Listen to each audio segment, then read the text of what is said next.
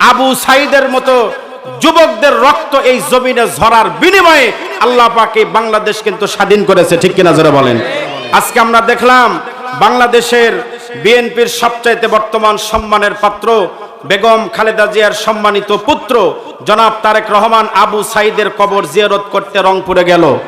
ওখানে তার বাবার সঙ্গে দেখা হলো, তার পরিবারের পাশে দাঁড়ানোর একটা ওয়াদাও তিনি করলেন এবং আবু সাইদের বাবা সর্বশেষ তারেক রহমান সাহেবকে একটা অনুরোধ করলেন যে আমার সন্তান এই ফ্যাসিবাদ সরকারের কারণে আমার সন্তান দুনিয়া থেকে বিদায় নিয়েছে, আমি চাই আগামীতে যেন বাংলাদেশে নতুন কোনো ফ্যাসিবাদ জন্ম না নেয়। জোরে বলেন কথা ঠিক কিনা? আগামীতে আমরা কি নতুন কোনো ফ্যাসিবাদকে আমরা দেখতে চাই? আবু সাইদের আব্বার কথা শুনে তারেক রহমান সাহেব বলছেন ঠিক আছে, ইনশাআল্লাহ আগামীতে ফ্যাসিবাদ জন্ম নেবে না। আমরা ওই সময় পর্যন্ত এটা বিশ্বাস করব না যতক্ষণ পর্যন্ত আমাদের শেরপুরের শ্রীবদ্দির আমাদের ওই আলেম, আমাদের ওই দ্বীনি ভাই ইসলামী আন্দোলনের যাকে মারা হলো এটার বিচার যতক্ষণ পর্যন্ত বাংলাদেশে নিশ্চিত না করা হবে ততক্ষণ পর্যন্ত আমরা এই কথা মানি না। জোরে বলেন কথা ঠিক কিনা? আমরা চাই আল্লাহ পাক আগামীর বাংলাদেশ যারাই নেতৃত্বে দেখ আল্লাহ পাক সবাইকে যেন দেশের ভিতরে ইনসাফ কায়েম করার তৌফিক দান করেন, সকলে পড়েন আমিন। সম্মানিত ভাইরা আমার, আমরা যখন জান্নাতের ভিতরে যখন যাব, জান্নাতের ভিতরে সূরা ইয়াসিন আমার আপনার নবী শোনাইবেন, আমার আপনার নবীর তেলাওয়াত শেষ হবে, এবার আল্লাহ তেলাওয়াত শোনাইবেন। আচ্ছা বলেন তো, আমরা যে জান্নাতের গল্প শুনলাম, এই জান্নাতে যদি যাইতে চান দুনিয়ার থেকে কিছু পুঁজি নিয়ে যাওয়ার দরকার আছে না নাই? আল্লাহ কোরআনে বলছেন আমার সঙ্গে যারা তিনটা ব্যবসা করবে, কয়টা ব্যবসা? আমার সঙ্গে যারা তিনটা ব্যবসা যারা করতে পারবে তারা একমাত্র কেবলমাত্র আমার জান্নাতে ঢুকে আমার জান্নাতের ভিতরে দামি মানের শ্রোতা হতে পারবে। যারা আমার সঙ্গে ব্যবসা করে দুনিয়া থেকে আসতে পারবে, আমার সঙ্গে ব্যবসা করা লাগবে তিনটা পুঁজি নিয়ে আমার সঙ্গে ব্যবসা করো। কয়টা পুঁজি? আল্লাহর সঙ্গে কয়টা পুঁজি নিয়ে ব্যবসা করবেন? তিনটা পুঁজি নিয়ে যদি ব্যবসা করেন তাহলে আপনি জান্নাতের মধ্যে যাবেন।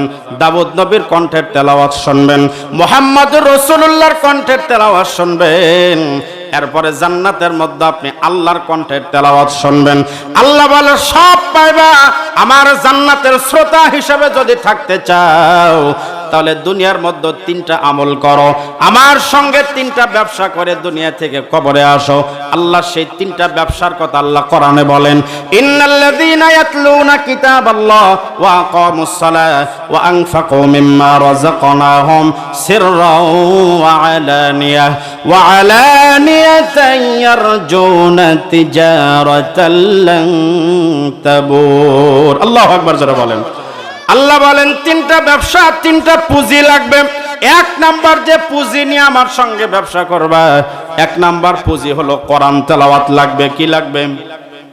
আল্লাহর সঙ্গে ব্যবসা করতে হলে এক নাম্বার পুঁজি লাগবে কি? কোরআন তেলাওয়াত। আমরা কি করি কোরআন তেলাওয়াত? কোরআন তো সেভাবে আমরা পড়ি না। এই যে সামনে রমজান মাস আসতেছে কিছুদিন পরেই, আর কিছুদিন পরেই তো মাহে রমজান। এই রমজান মাসে অনেক এলাকায় দেখবেন সূরা তারাবি আর খতম তারাবিলে মারামারি আছে না নাই?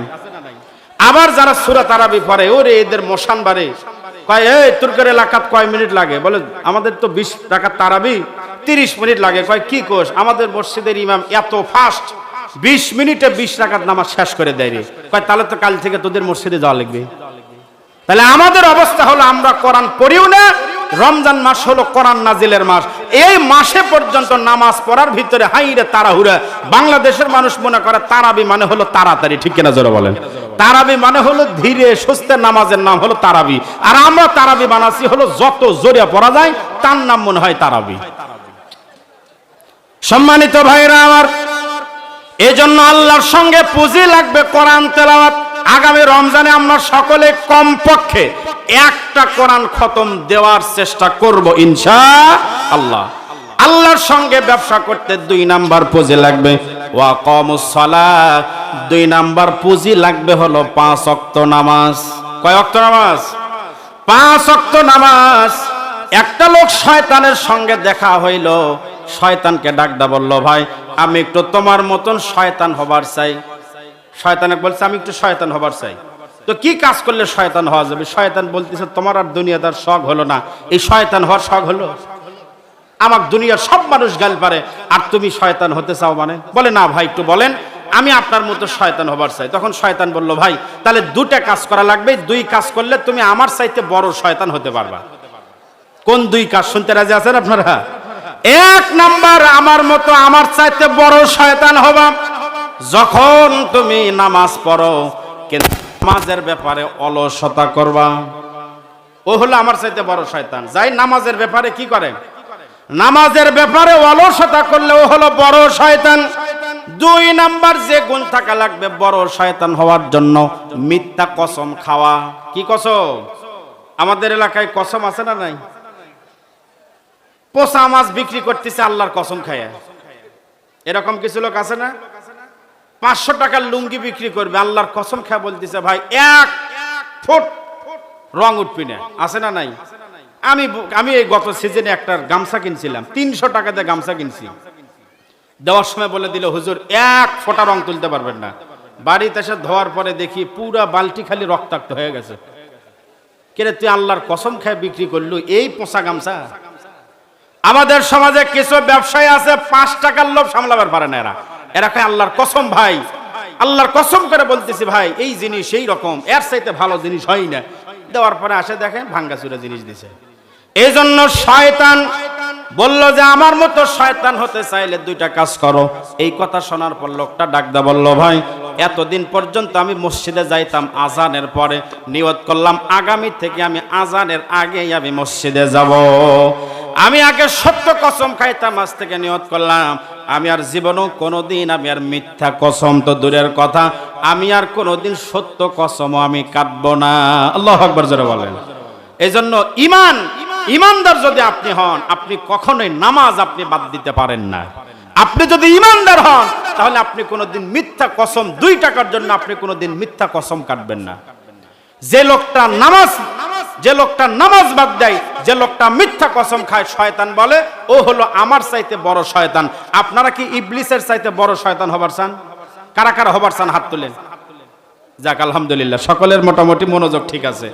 তাহলে আল্লাহর সঙ্গে ব্যবসা করতে 2 নাম্বার পুঁজি লাগবে হলো 5 ওয়াক্ত নামাজ। 3 নাম্বার যে পুঁজি লাগবে আল্লাহ বলেন ওয়া আনফাকু মিম্মা রাযাকনাহুম সিররাও ওয়া আলানিয়া। আল্লাহ আপনাকে যতটুকু অর্থ সম্পদ দিয়েছেন এই সম্পদ থেকে গোপনে প্রকাশ্যে আল্লাহর রাস্তায় দেওয়া লাগবে। গোপনে হোক অথবা প্রকাশ্যে হোক, এই দুনিয়ার মানুষ লাভ ছাড়া কোনো কাজ করে? লাভ ছাড়া কাজ করে? এখন যদি আপনাকে বলি ভাই আপনি একটু আপনাদের আশেপাশে বড় নদী আছে নাকি? ছোট নদী আছে? কি নাম আছে? কি নামে নদী আছে? ছোট যমুনা। এখন যদি আপনাকে বলি ভাই আপনি একটু ছোট যমুনায় যাবেন, একটা লাভ দিবেন, উঠে আসবেন, আপনি জিজ্ঞেস করবেন হুজুর আপনি কি দিবেন? বলবেন না? এখন আপনাকে যদি বলি ভাই আপনি ছোট যমুনা থেকে গোসল করে আসলে আপনাকে 10 টাকা দিব, কয় টাকা? আচ্ছা কেউ আপনারা যাবেন? বলবেন হুজুর আমার শরীর তো ভিজান দূরের কথা, হাতই তো ভিজাবো না। কিন্তু এখন যদি ঘোষণা হয় যারা যারা ছোট যমুনায় গিয়ে গোসল করে আসতে পারবে তাদেরকে প্রত্যেককে 1 লক্ষ করে টাকা দেওয়া হবে। কয় লক্ষ টাকা? এই ঘোষণা দেওয়ার পরে আপনাদের আগে আমি বক্তার সহসভাপতি আগে দৌড় মারবো। কয় কি রে? আল্লাহ বলে এরা লাভ ছাড়া কোনো কাম করে না। আল্লাহ জানায় দিলেন তোমরা যদি এই 3টা ব্যবসা আমার সঙ্গে করতে পারো, লাভ হলো এর বিনিময়ে তোমরা জান্নাতি হইতে পারবা। আল্লাহু আকবার জোরে বলেন। তাহলে 1 নাম্বার পুঁজি লাগবে কোরআন, 2 নাম্বার পুঁজি লাগবে হলো নামাজ, 3 নাম্বার পুঁজি লাগবে আল্লাহর রাস্তায় দান। আমার আপনার নবীও বলেছেন যারা আল্লাহর রাস্তায় যারা দান করে আল্লাহ রাব্বুল আলামিন তাদেরকে 5টা নিয়ামত দান করেন। কয়টা নিয়ামত? যারা আল্লাহর রাস্তায় গোপনে প্রকাশ্যে দান করে আল্লাহর নবী বলেন আল্লাহ পাক তাদেরকে 5টা নিয়ামত দান করেন। 1 নাম্বার নিয়ামত হলো আল্লাহ রাব্বুল আলামিন তাদের রিজিকের মধ্যে আল্লাহ বরকত বাড়ায় দেন। 2 নাম্বার নিয়ামত হলো আল্লাহ পাক তাদের হায়াতের মধ্যে বরকত বাড়ায় দেয়। 3 নাম্বার নিয়ামত হলো কেউ যদি আল্লাহর রাস্তায় দান করে তার সামনে যদি পাহাড় সমপরিমাণ বিপদও থাকে আল্লাহ রাব্বুল আলামিন পাহাড় সমপরিমাণ বিপদকে আল্লাহ পাক তার সামনে থেকে দূর করে দেয়। 4 নাম্বার নিয়ামত হলো কেউ যদি আল্লাহর রাস্তায় দান করে 4 নাম্বার নিয়ামত হলো ওই লোকটার বাবা মা আত্মীয় স্বজন যারা কবরে গেছে এই দানের ওসিলায় আল্লাহ পাক তাদের কবরগুলি জান্নাতের টুকরো বানায় দেন। সকলে বলেন আমিন। 5 নাম্বার নিয়ামত হলো এই দুনিয়ার মধ্যে যদি আপনি আল্লাহর রাস্তায় 1 টাকা দান করেন, আল্লাহ রাব্বুল আলামিন আপনাকে কমপক্ষে 10 টাকার মালিক বানায় দিবে। সুবহানাল্লাহ যারা বলেন। 1 টাকা দিলে কয় টাকা? 1টা খেজুর যদি আপনি আল্লাহর রাস্তায় দেন, আপনাকে 10টা খেজুরের মালিক আল্লাহ আপনাকে বানায় দিবে। চিৎকার দেওয়া বলেন আল্লাহু আকবার। আল্লাহর নবীর জামাইয়ের নাম কি ছিল? হযরত আলী। একটা জামাই হলো হযরত আলী। হযরত আলী একদিন বাজার থেকে আসতেছেন একটা আনার ফল কিনে নিয়ে। ফাতেমার শরীরের মধ্যে জ্বর। স্বামীকে বলল, স্বামী গো, আমার শরীরটা খুবই খারাপ, একটু আনার ফল খাইতে মন চাইছে, আপনি বাজার থেকে আমার জন্য আনার ফল নিয়ে আস। আলী বাজার থেকে আনার ফল একটা কিনে নিয়ে রাস্তা দিয়ে যাচ্ছেন বাড়ির দিকে। রাস্তার মাঝপথে আসলো একটা ফকির। আসার পরে ডাকতে বলে, আলী ভাই, অনেক দিন হয়ে গেল আনার ফল খাই না, আমার মন চাই একটা আনার ফল খাওয়া, মনে চায় কিন্তু টাকা নাই, কিনতে পারি না। আল্লাহর রাস্তে যদি একটা আনার ফল দেন বড়ই লাভবান হব। আলী চিন্তা করে, কিরে আমি আনার ফল কিনলাম, এই জানলো কেমনে আবার? আলী চিন্তা করলো, আল্লাহর কোরআন তার সামনে এসে বলে, ওয়া আম্মা সাইলা ফালা তানহার, ফকিরকে ফেরত দিও না। আলী চিন্তা করলো অর্ধেক দিব আর অর্ধেক বাড়িতে নিয়ে ফাতেমার কাছে দিব। অর্ধেক আনার ফল ফকিরকে দিল। ফকির অর্ধেক খাওয়ার পরে বলে, আমার পেটের অর্ধেক ভরলো, আর অর্ধেক যদি দিতেন তাহলে আমার পেটটা ভরতো, পুরোপুরি ভরতো। আলী চিন্তা করলো, বাড়ির চিন্তা পরে করব, আগে ফকিরের পেটটা আগে পূরণ করে দেই। পুরা আনার ফলটা ফকিরকে দিয়া আলী চলে গেল বাড়ির দরজায়, ভিতরে ঢুকে না, সাহস পাচ্ছে না। আমার আপনার বউ হলে কি আবার কিনা তারপরে যাওয়া লাগতো, ঠিক কিনা বলেন? ঘরের দরজার যার দাঁড়ায় আছে, ভিতরে ঢোকার সাহস পায় না। ফাতেমা ভিতর থেকে ডাকতে বলল, স্বামী গো, বাজারে মনে হয় আনার ফল কিনতে পারেন নাই।